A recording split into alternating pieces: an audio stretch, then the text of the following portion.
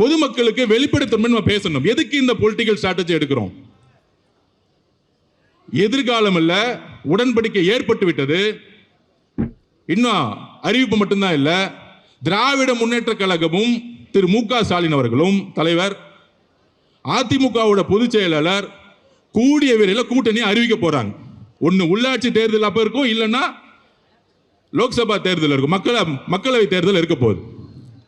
அப்ப இவங்க ரெண்டு பேரும் சேரும் பொழுது கையில் வச்சிருக்க பணமும் டெல்லியோடைய சப்போர்ட்டும் பிஜேபியோட சப்போர்ட்டும் சேர்ந்துக்கிட்டு ஒரு அரசியல் சூழ்நிலையை தவற தமிழ்நாட்டில் உருவாக்கிடக்கூடாது. அப்படி சேரும் பொழுது ஒட்டுமொத்த அதிமுக நிர்வாகிகள் ஆல்ரெடி இங்க மூவ் ஆயிட்டாங்க. தமிழ் வெற்றி கழகத்துக்கு மூவ் ஆயிடுவாங்க, அந்த முடிவு எடுக்க போது முடிய. அப்ப நாளைக்கு அதிமுக வெறும் பேப்பர் லெவல்ல இருக்கும். அப்ப இபிஎஸ் அவர்களும் திரு மு.க. ஸ்டாலின் சேரும் பொழுது ஒவ்வொரு மாவட்டத்திலும் திரு இபிஎஸ் அவருடைய அதிமுக வேலை செய்யறதுக்கு ஒரு நிர்வாகி இருக்க மாட்டாங்க, ஒரே ஒரு நிர்வாகி இருக்க மாட்டாங்க. அவருடைய மகனும் திரு இபிஎஸ் பழனிசாமி அவர்கள் மட்டும்தான் கட்சியில் இருப்பாங்க. இன்னொரு 5 பேர் இருப்பாங்க, அவங்களுக்கு தேர்தல் வேலை செய்யவே தெரியாது, அவங்களை விட்டுருவோம். இப்பயே தீர்மானம் போடுறாங்களாம், திரு மிதுன் அவர்கள் கட்சியை வழி நடத்தணும், இளைஞர் அணி தலைவர் ஆகணும். அதுல அவர் சொல்றாரு, அன்னைக்கு பேட்டி எடுக்கும்போது சொல்றாரு இபிஎஸ் அவர்கள், என்னுடைய மகன் ஒன்லி உறுப்பினர் தான், அரசியல் ஆசைனா எதுக்கு நீங்க உறுப்பினரா வச்சுக்கிறீங்க? எதுக்கு தெரியுமா? திரு உதயநிதி அவர்கள் சொன்னாருங்களே, என் மகன் 25 வருஷமா உறுப்பினரா இருந்தாரு, அதனால டக்குன்னு இளைஞர் தலைவர் ஆகிட்டேன், அதனால சட்டமன்ற உறுப்பினர் ஆகிட்டேன், அதனால துணை முதலமைச்சர் ஆகிட்டேன். இதே கதை தான் அடுத்து இபிஎஸ் அவர்கள் ஃபாலோ பண்ண போறாங்க. இது தெரிஞ்சுக்கிட்டாங்க எல்லா மாவட்ட செயலாளர்களும், எல்லா முன்னாள் அமைச்சர்களும் நல்லா தெரிஞ்சுக்கிட்டாங்க. இது குற்றச்சாட்டு அல்ல. ரெண்டு பேரும் சேரணும்னு சொன்னது யார் தெரியுமா? மார்க்சிஸ்ட் கம்யூனிஸ்டுடைய அகில இந்திய தலைவர் திரு பேபி அவர்கள் சொன்னார், நாங்கள் ஏன் தமிழக வெற்றி கழகத்திற்கு ஆதரவு கொடுக்கிறோம்னா அதிமுகவும் திமுகவும் பிஜேபியும் சேர்ந்து ஆட்சி அமைக்க போது, அதனால நாங்கள் இருக்கிறோம் சொன்னார். திரு சண்முகம் அவர்கள் மார்க்சிஸ்ட் கம்யூனிஸ்டுடைய தலைவர் தமிழ்நாட்டில் அவர் சொன்னார், திமுகவும் அதிமுகவும் பிஜேபியும் சேர்ந்து ஒரு புடலங்கா கூட்டணி உருவாக்குவீங்க, அதுக்கு நாங்கள் சப்போர்ட் பண்ணுவோமா? இது சொன்னது யாரு? தமிழ் வெற்றி கழகமா? இல்லை, 10 வருஷமா திமுக கூட்டணியில் இருந்த கம்யூனிஸ்ட் தோழர்கள். ஐஎம்எல் தலைவர் சொல்றாரு, என்ன கூப்பிட்டாங்க, அதிமுகவும் திமுகவும் சேர்ந்து ஆட்சி அமைக்கிறதுக்கு என் சப்போர்ட் கொடுக்க சொன்னாங்க. முதல்ல 2.5 வருஷம் அவங்க முதலமைச்சர் இபிஎஸ் அவர்கள் முதலமைச்சர், அடுத்து உதயநிதி முதலமைச்சர். என்ன ஒரு சூழ்ச்சி, எவ்வளவு பெரிய அநியாயம்! இதை எதிர்க்கிறதுக்கு ஒட்டுமொத்த அதிமுக தொண்டர்களும் குரல் கொடுத்தாங்க. ஒட்டுமொத்த அதிமுக 47 எம்எல்ஏ, 20 எம்எல்ஏ, 25 எம்எல்ஏ அப்பயே குரல் கொடுத்தாங்க, திமுக சேரக்கூடாது. சொன்னது கம்யூனிஸ்ட் மட்டும் கிடையாது, சொன்னது ஐஎம்எல் மட்டும் கிடையாது, உண்மையான மக்கள் தலைவருடைய விசுவாசிகளா இருக்கக்கூடிய அண்ணன் விஜயபாஸ்கர் அவர்களும், கரூர் விஜயபாஸ்கர் அவர்களும், அண்ணன் சி.வி. சண்முகம் அண்ணன் அவர்களும் எல்லோரும் இணைந்து திமுகவுடன் சேரக்கூடாதுன்னு சொன்னாங்க. ஆனால் அவங்க பதவி விட்டு நீக்கிறதுக்கு எப்படி அண்ணன் செங்கோட்டை அண்ணன் பதவிக்கு நீக்கணும்னு நினைச்சாரோ, கடைசியில் அவங்க 2 பேரும் அப்பாவும் மகனும் மட்டும்தான் இருக்க போறாங்க. இங்க ஒரு அப்பா மகன், அங்க ஒரு அப்பா மகன், 2 பேர் 4 பேர் முடிச்சிடலாம். தலைவர் சொன்ன சட்டமன்றத்தில் 4 பேர் முடிஞ்சிருவாங்க. அப்ப இயற்கையாகவே குரல் கொடுத்தது, உள்ள இருந்துட்டு அதிமுக குரல் கொடுத்தது ஒரு 20-25 எம்எல்ஏ. அக்கா வந்திருக்காங்களே மதுராந்தகத்தோட எம்எல்ஏ, ஒரு 4 பேர் ரிசைட் பண்ணாங்க, எல்லாரும் சேர்ந்து குரல் கொடுத்தாங்க.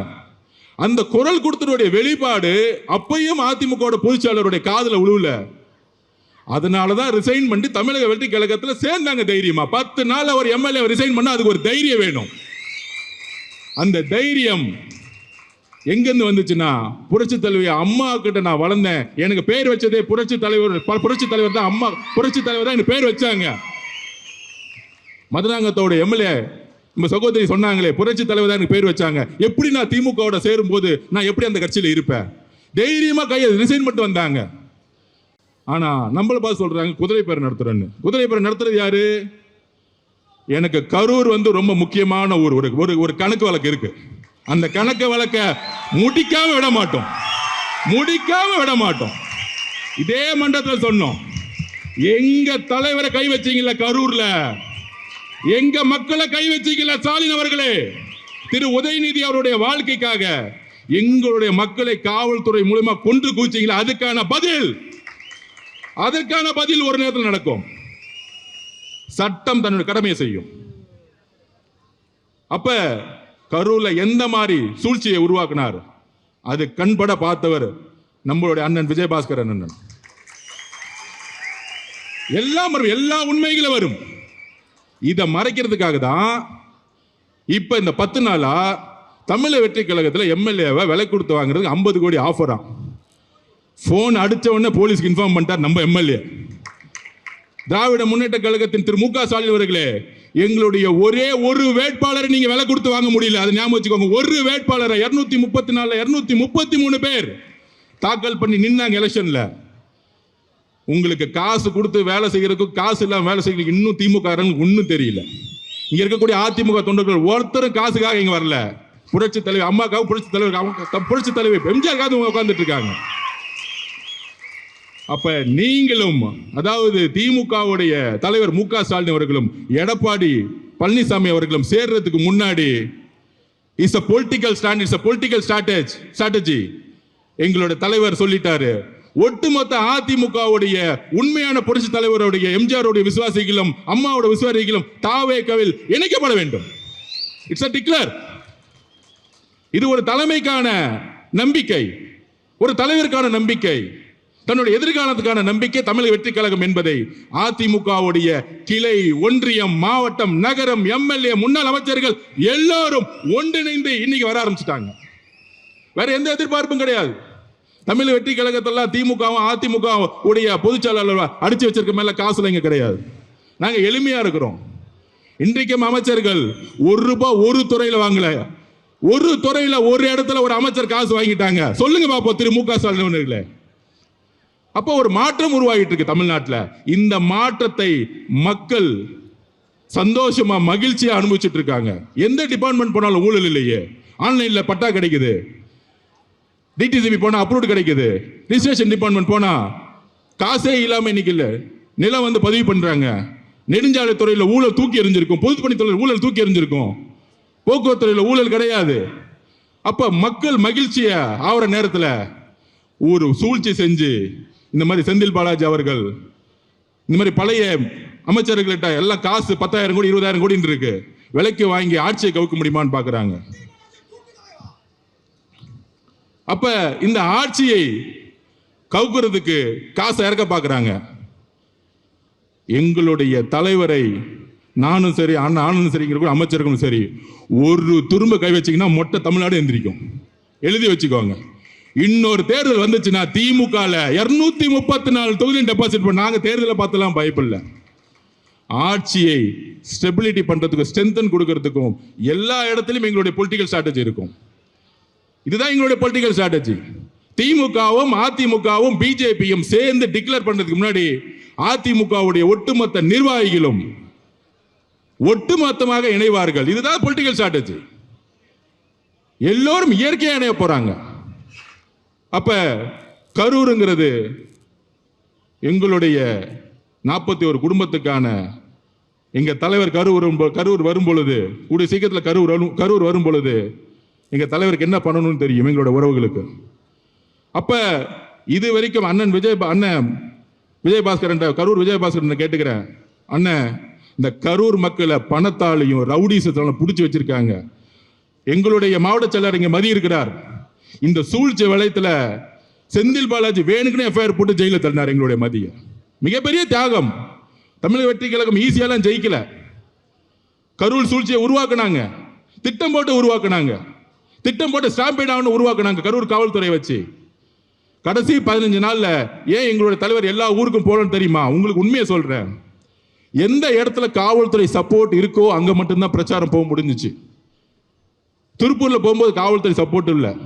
திடீர்னு எல்லாரும் கிளம்பிட்டாங்க. ஏன்னா கோயம்புத்தூர் மாவட்ட பொறுப்பாளர் திரு செந்தில் பாலாஜி திருப்பியும் அங்க இருக்க காவல்துறை அழுத்தம் கொடுத்து அவர் திருப்பூர் போகும்போது போலீஸ் எல்லாம் விலகிருங்க, 10 லட்சம் பேர் திருப்பி மக்கள் கூடட்டும், திருப்பி அவங்க இடிச்சுக்கிட்டு திருப்பி ஸ்டாம்பிட் ஆகட்டும், இப்படி ஒரு சூழ்ச்சி. அதனாலதான் கடலூர் கேன்சல் பண்ணப்பட்டது, கிருஷ்ணகிரி கேன்சல் பண்ணப்பட்டது. சோ திமுக ஆட்சியில் இருக்கிற வரைக்கும் ஒரு இயற்கையாகவே ஒரு ஸ்டாம்பிட் உருவாகட்டும், காவல்துறை எதுவும் சப்போர்ட் பண்ணக்கூடாது, ஒரு எஸ்ஓபி போடட்டும். அதனால தான் 14 ஊருக்கு பிளான் பண்ணதை எங்களுடைய தலைவரால் போக முடியாத சுச்சுவேஷன்.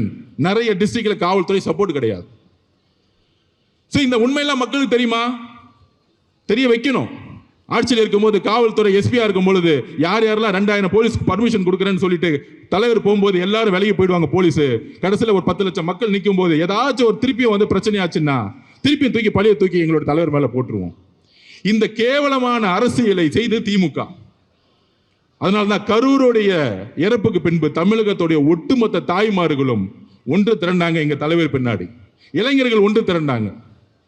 கடைசியில அந்த கரூருடைய கண்ணீருடைய பாவத்துக்கு கோலத்தூர்ல திரு மு.க. ஸ்டாலின் அவர்கள் நீங்க தோத்தீங்க. நீங்க தோத்த பிறகு கண்ணீர் விட்டீங்களே, நீங்க தோத்த பிறகு கண்ணீர் விட்டீங்களே, அந்த கண்ணீர் கரூர் மக்களுடைய கண்ணீர் ஞாபகம் வச்சுக்கோங்க. அந்த பாவம் சும்மா விடாது, உங்க குடும்பத்துக்கு விடாது. நாங்க இன்னைக்கு சொல்றோம், இந்த திமுக அதிமுக தாவேகாவுடைய இணைப்புக்கு அப்புறம் உங்க குடும்பத்துல நீங்க தான் கடைசி முதலமைச்சர் திரு மு.க. ஸ்டாலின் அவர்களை எழுதி வச்சுக்கோங்க. எழுதி வச்சுக்கோங்க. கிளம்பி லண்டன் போய் செட்டில் ஆக உங்க குடும்பம். கிளம்புங்க, கொள்ளடிச்ச பணத்தோட கிளம்பிருங்க. நாங்க ஓபனா டிக்ளேர் பண்றோம், கரூருக்கு அப்புறம் எங்களுடைய பரம எதிரி நீங்க தான். அப்ப ஒட்டுமொத்த ஊழலையும் உருவாக்கிட்டு இன்றைக்கு நம்மளை பார்த்துட்டு சோபா மாடல் ஆட்சி, ஒவ்வொரு தொகுதிக்கு 50 கோடி செலவு பண்ணிட்டு இன்னைக்கு செந்தில் பாலாஜி வச்சுக்கிட்டு 50 கோடி கொடுத்து தாவேகாவோட எம்எல்ஏ தூக்கலாமா, ஆட்சியை மாத்தலாமா, எல்லா திருட்டு வேலையும் பண்றது திமுக. ஆனா சும்மா உட்கார்ந்துகிட்டு தேவையில்லாத ஒரு பிரச்சாரத்தை உருவாக்கிட்டே இருப்பாங்க திமுக. இதுக்கு தமிழர்களுக்கு எல்லா ஸ்ட்ராட்டஜியும் தெரியும். எலெக்ஷன்ல எப்படி வின் பண்ணணும் எங்க தலைவருக்கு தெரியும், எப்ப பிரச்சாரம் பண்ணணும் தெரியும். சட்டசபையிலே சொன்னோம், 4 நாள் உட்கார்ந்துகிட்டு வாயத்தரங்க சிஎம் வாயத்தரங்க சிஎம் கர்பு பேட்ச் கொண்டு வராங்க. 4வது நாள் தான் 4வது நாள் 30 நிமிஷம் பேசினார். ஒட்டுமொத்த தமிழ்நாடு பிளாஸ்ட் முடிஞ்சிச்சு. அப்ப தமிழக அதிமுகவுடைய தொண்டர்கள், இங்க இருக்கக்கூடிய நிர்வாகிகளுக்கு ஒரு வேண்டுகோள், தமிழக வெற்றி கழகம் ஒரு குடும்பம் மாதிரி. இங்க இருக்கக்கூடிய மாவட்ட செயலாளர் மதிய அவர்களா இருக்கட்டும், புதுக்கோட்டையில் இருக்கக்கூடிய பர்வேஷாவா இருக்கட்டும், எல்லோரும் இதுவரையும் கட்சி சண்டையோ கட்சி பாலிடிக்ஸோ ஒருத்தர் குறை சொல்லி வளர்றதோ கிடையவே கிடையாது. ஒரு குடும்பம் மாதிரி இருப்போம். நாங்க ஒவ்வொருத்தரையும் நாங்க என்கரேஜ் பண்ணுவோம். ரமேஷ் பேசுறாரா, நல்லா பேசுறப்ப மேலவா. எங்க தலைவர் அப்படிதான், பேசி முடிச்ச உடனே அர்ஜுன் நீங்க நல்லா பேசுனீங்க அர்ஜுன் அப்படின்னு ஒரு தைரியமான தலைவர். அவ்வளோ ஒரு ஃப்ரீடம் இருக்கு இந்த கட்சியில. இங்க இருக்கக்கூடியவர்கள் எல்லோரும் அந்தந்த மாவட்டத்தில் இருக்கக்கூடிய நிர்வாகிகளோட ஒன்று இணையணும். இங்க சென்னையில மட்டும் ஒன்று இணையக்கூடாது, மாவட்ட லெவல்ல ஒன்றியம் கிளை கழகம் எல்லாத்திலும் ஒன்று எண்ணும். அதுக்கான பக்குவம் தமிழக வெற்றி கழகத்திற்கு உங்களுக்கும் இருக்கும். நமக்கான ஒரு குறிக்கோள் கனவு இருக்கு. ஆட்சிக்கு வந்துட்டோம், என்ன குறிக்கோள்? இதுதான் குறிக்கோள். திராவிட முன்னேற்ற கழகம் மொத்தமா கொள்ளடிச்சு இது வரைக்கும் மக்களுக்கு தண்ணி கொடுக்கல. குழாயில தண்ணி கிடையாது, சரியா கரண்ட் கிடையாது, சரியா ரோடு கிடையாது. அப்ப இந்த எளிமையான பணிகளை செய்யறதுக்கு நாங்க முயற்சி செஞ்சுட்டு இருக்கோம். இது எல்லாம் ஒரு ஊழலா மாத்தி கடைசி ஒரு 40 கோடி கொடுத்து மக்கள் அவங்களை ஜெயிக்க வைக்க முடியல, தூக்கி எறிஞ்சிட்டாங்க. அப்ப தமிழக வெற்றி கழகம் ஏன் பண அரசியல் விரும்ப மாட்டேங்குது? தமிழரோட நோக்கம் என்ன? திமுக ஆல்ரெடி 40 கோடி 30 கோடி கொடுத்து தோத்துட்டாங்க. அப்ப இங்க இருக்கக்கூடிய அமைச்சர்கள் எல்லோரும் முதலமைச்சருடைய வழியில் பணம் வச்சுட்டு என்ன பண்ண போறோம்? பணம் வச்சுதான் திமுக தோத்துட்டாங்களே. இனிமேல் நேர்மையான அரசியலை தலைவர் வழியில் செய்யணும். எல்லாரும் முடிவு பண்ண, தமிழக வெற்றி கழகத்தில் எல்லாரும் முடிவு பண்ணிட்டாங்க. நம்மளுடைய தலைவர் வழியில் நேர்மையான அரசியலையும் மக்களுக்கான அரசியலையும் கொள்கைக்கான அரசியலையும் உருவாக்க வேண்டிய காலகட்டத்தில் தமிழக வெற்றி கழகம் இருக்கிறது. திராவிட முன்னேற்ற கழகம் கொள்கைக்கான அரசியல் வெளியே போயிட்டாங்க. திமுக தலைவர் சுத்தி யார் இருக்கா? திரு செந்தில் பாலாஜி, திரு வேலு, திரு நேரு. அவங்களுக்கு கொள்கை அரசியல் என்னன்னு தெரியாது, ஊழல் அரசியல் மட்டும்தான் தெரியும். திமுக கொள்கை அரசியல் வெளியே போயிட்டாங்க. அதிமுக இபிஎஸ் அவர்கள் கொள்கையினால என்னன்னே தெரியாது. அப்ப தமிழக வெற்றி கழகம் தான் தமிழ்நாட்டில் உண்மையான பெரியார் கொள்கைகளையும் புரட்சியாளர் அம்பேத்கர் கொள்கைகளையும் காமராஜர் கொள்கைகளையும் நடைமுறைப்படுத்த வேண்டிய ஒரு கட்சி இருக்கு. அதற்கு அரசியல் வெற்றி முக்கியம், தேர்தல் அரசியல் முக்கியம். அந்த தேர்தல் அரசியலுக்கு ஒவ்வொரு மாவட்டத்தில் இருக்கக்கூடிய நிர்வாகிகள், தேர்தல் அரசியல் தெரிந்த நிர்வாகிகள் ஒரு இணைப்பு தேவை. தமிழ்நாட்டை உருவாக்க ஒரு ஸ்ட்ராங்கான ஒரு கட்சி வேண்டும், அடித்தளத்தில் ஒரு கட்சி வேண்டும். அப்படிதான் இன்னைக்கு அதிமுகவுடைய இயற்கையாவே ஒட்டுமொத்த நிர்வாகிகள் தமிழக வெற்றி கழகத்தை நோக்கி மட்டும்தான் வந்துட்டு இருக்காங்க. திமுக பார்த்து போக மாட்டாங்க. அதனால நமக்கான குறிக்கோள் ஊழல்னா என்ன, மக்களுடைய பணத்தை சுரண்டாம உண்மையான ரோடு போடணும், உண்மையான பில்டிங் கட்டணும், நல்ல தண்ணி கொடுக்கணும், நல்ல கரண்ட் கொடுக்கணும். இன்னும் இது நடைமுறைப்படுத்தப்படலை. இந்த குறிக்கோளோட நம்ம எல்லோரும் ஒன்றிணைவோம். கரூரை இந்த ரவுடி கூட்டத்திலிருந்து, அது பேர் என்ன சொல்லுவாங்க, கரூர் கேங், கரூர் கம்பெனி என்னெல்லாம் முடக்கிறாங்க? மணல் வியாபாரம், அப்புறம் டூப்ளிகேட் சரக்கு, அப்புறம் பாரு, வேற என்ன பிசினஸ், பாட்டிலுக்கு 10 ரூபா, ஒட்டுமொத்த காசையும் இபி டிபார்ட்மெண்ட்ல டிரான்ஸ்பர் ஊழல், நிலக்கரி ஊழல், ஒட்டுமொத்த காசையும் 5000 10,000 கூட வச்சுக்கிட்டு கரூரை ஒரு ரவுடி கண்ட்ரோல் வச்சிருக்காங்க. இதை முதல்ல ஃப்ரீ பண்ணி விட்டு மக்களை ஜனநாயக பூர்வமா வாழணும். எங்களுடைய குறிக்கோள் அந்தந்த தொழில் பண்றவங்க நிம்மதியா தொழில் பண்ணணும். இப்ப சினிமா தொழில் என்ன ஆச்சு பாருங்க. ரெட் ஜெயின் கம்பெனி ஏதாச்சும் படத்தை ரிலீஸ் பண்ணுதா? பண்ண முடியாது. இந்த 5 வருஷத்துல பண்ண சொல்லுங்க பார்ப்போம். ஏன்னா கருப்பு பணம் கிடையாது. 2000-3000 தேட்டர் கண்ட்ரோல் பண்ண முடியாது. அந்தந்த தொழில் செய்யறவங்க நிம்மதியா தொழில் செய்யணும். எந்த அமைச்சர்களும் போயிட்டு அவங்க கிட்ட காசு கொடுங்க, கமிஷன் கொடுங்க, உங்களை மிரட்டுவோம். அப்படி திமுக இருந்துச்சு. தமிழக வெற்றி கழகத்தில் இப்ப இருக்கா? இபி டிபார்ட்மெண்ட்ல இருக்கா?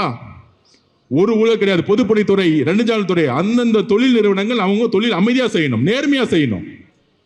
அப்ப எங்களோட தலைவர் எல்லாரையும் தொழில் செய்யறதுக்கும் அவங்களுடைய தொழிலை நேர்மையா செய்யறதுக்கு எந்த விதமான அரசியல் தலையீடு இல்லாமல் ஒரு அரசியலை உருவாக்கி இருக்கார். இது எவ்வளவு பெரிய மாற்றம்! இந்த மாற்றம் திராவிட முன்னேற்ற கழகத்தால் கொடுக்க முடியல. ஆனா தமிழக வெற்றி கழகத்தோட தலைவர் ஒரு ஊழல் இல்லாத ஆட்சியை நடைமுறைப்படுத்தி சாத்தியப்படுத்தி இருக்கிறார். சட்டமன்ற நிகழ்வை லைவ் பண்ணதே கிடையாது 50 வருஷத்துல. தைரியமான தலைவர் தான் லைவ் போடுவார். திராவிட முன்னேற்ற கழகம் ஆட்சியில் இருக்கும்போது லைவ் போட்டாங்களா? திரு மு.க. ஸ்டாலின் ஜனநாயகத்தை பத்தி பேசுவார லைவ் போட்டாங்களா? பத்திரிகையாளர் பத்தி கேட்கிறேன், லைவ் பண்ணாங்களா? ஏன்? எங்களுடைய தலைவர் அவர்களுக்கு முதலில் அவர் மீது நம்பிக்கை இருக்கு. அவர் மீது நம்பிக்கை வைக்கிறதா வெளிப்படைத்தன்மையோட இருப்பாங்க. அதனால அதிமுகவுடைய சகோதர சகோதரிகளே, உங்களை வரவேற்கிறோம். இது நம்மளுடைய குடும்பம். தமிழக வெற்றி கழகம் ஒரு கட்சி கிடையாது, இது ஒரு குடும்பம். எல்லாருக்குமான ஒரு எதிர்காலம் இங்கே உருவாக்கப்படும் என்கிறதை சொல்லி நம்மளுடைய கொள்கை வழியில் எப்பொழுதும் நடப்பணுங்கிற உங்களுடன் பகிர்ந்துகிறேன். தேங்க்யூ.